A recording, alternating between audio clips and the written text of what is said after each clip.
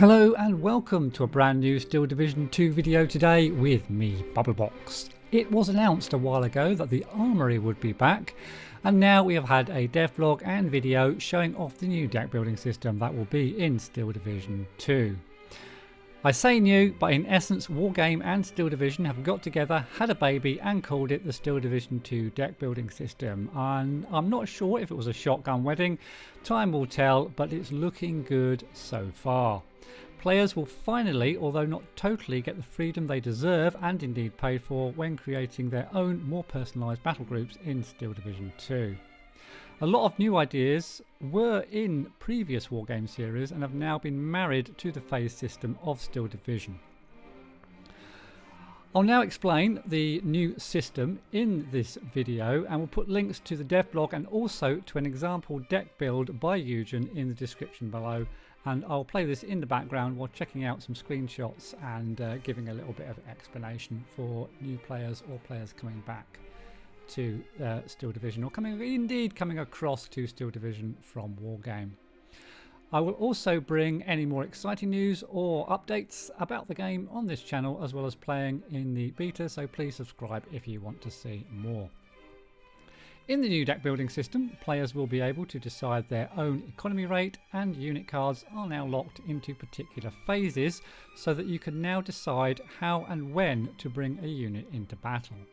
Each battle group will be created from a parent division as previously, but with a lot of freedom for the player as to the makeup of the division, giving a greater degree of ownership and flexibility and uniqueness to player division setup. At release there will be 9 Axis and 9 Soviet divisions to choose from, plus 4 extra Axis and Allied divisions if you have the Back to War pack. When creating a battle group, players first choose which parent division they want to use, and this will determine the number of card slots in the rows, shown here, available per category, shown in the columns. You'll be given a number of activation points, shown in the top right, normally 50 activation points, but this number will vary depending on the battle group and division that you choose. The AP costs, the action point costs, increase as slots are filled from left to right. There will be a filter function as well to filter cards by name, type, see cards by phases, etc. There's no longer a fixed economy rate for each phase, with players now being able to choose their own tactical economy rate from 4 different presets. This will make a lot of different tactical possibilities when creating a viable battle group, and is likely to have a profound effect on team play in multiplayer games. Moving on to unit cards and veterancy. Players are now given the freedom to decide which phase, A, B or C, they want to bring any of their unit cards into a deck. The phase chosen will determine how many of those units will be available to you.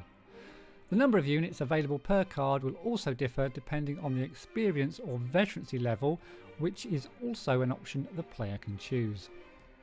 As far as infantry transports are concerned, that's all changed as well, going back to the old Wargame kind of way of doing things. And in Steel Division 2, players will be able to select the transport your infantry units will use, from basic but fast jeeps to more heavily armed and armoured support vehicles.